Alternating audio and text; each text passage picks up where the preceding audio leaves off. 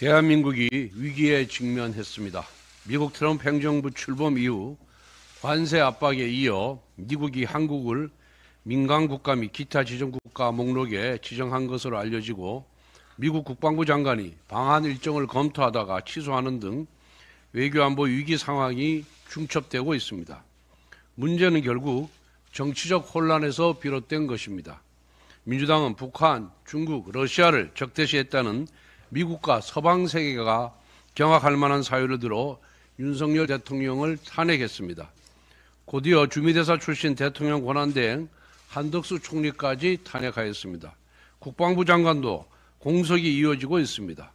그리고 권한대행의 대행인 최상목 경제부총리마저 탄핵하겠다는 협박을 허구한 날 반복하고 있습니다. 거대 야당의 탄핵 폭주로 인해 우리 정부 인사는 언제 어디서 언제 누가 직무정지를 당할지 모르는 상황입니다.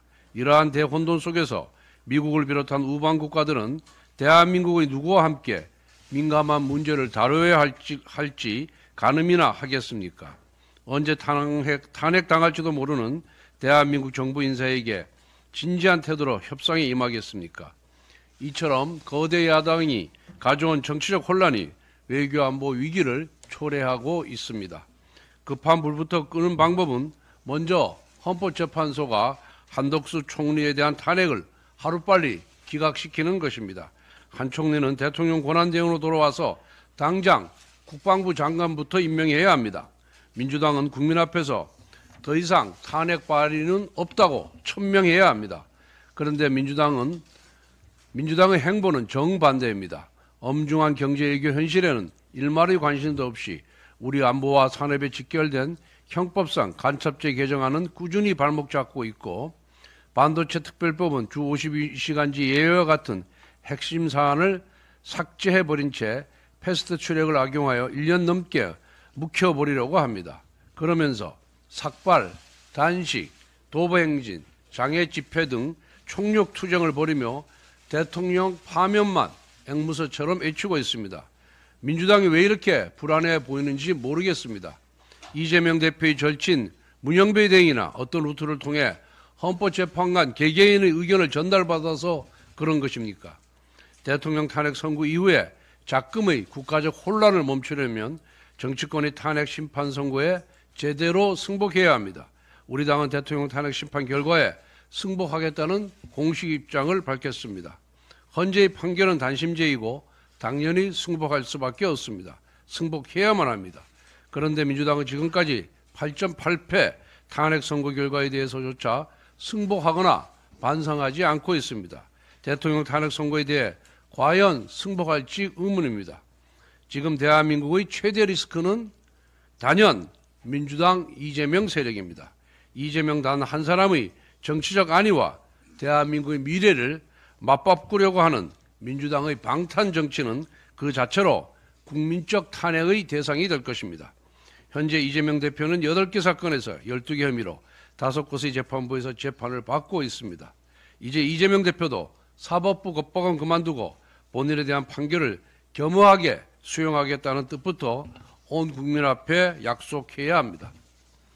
지난 14일 민주당은 국민의힘과 정부가 제시했던 소득 대체율 43% 안을 수용하겠다는 입장을 밝혔습니다.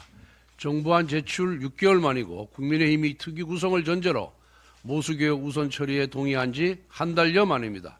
비록 늦었지만 다행스러운 결정입니다. 그러나 여기에서 멈출 수가 없습니다.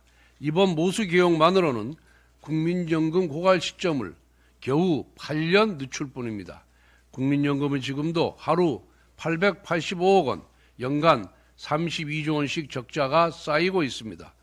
미래 세대를 향한 빚 폭탄 해체에 정치적 유불리를 따지며 머뭇거릴 시간이 없습니다. 모수합의란 첫걸음을 떼었으니 이제 연금특위 구성과 구조개혁이라는 두 번째 걸음을 내디뎌야 합니다.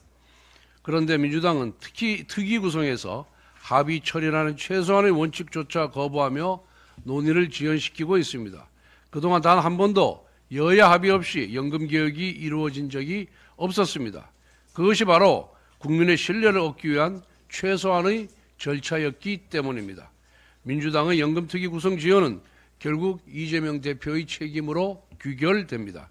지난 금요일 민주당은 모수개혁 합의가 이재명 당대표의 지시로 이루어졌다고 밝혔습니다.